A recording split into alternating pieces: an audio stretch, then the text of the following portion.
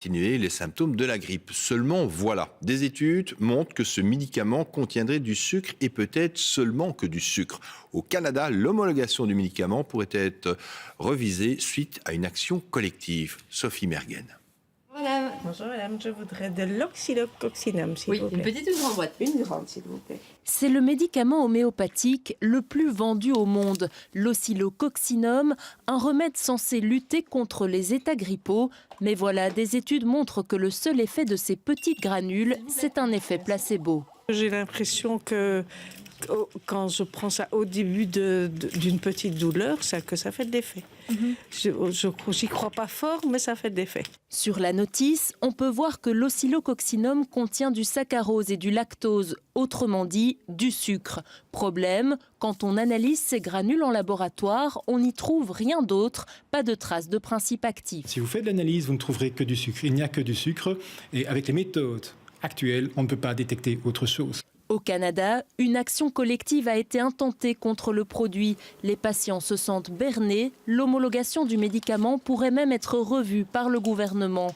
Il faut dire que l'oscillococcinum n'est pas bon marché. Comptez 30 € pour une boîte de 30 doses, c'est 20 € de plus que pour 30 comprimés de Dafalgan. Autre comparaison éloquente, une dose d'oscillococcinum contient 1 gramme de sucre et revient à 1 €. Grosso modo, ça reviendrait à payer 1 kg de sucre 1 000 €.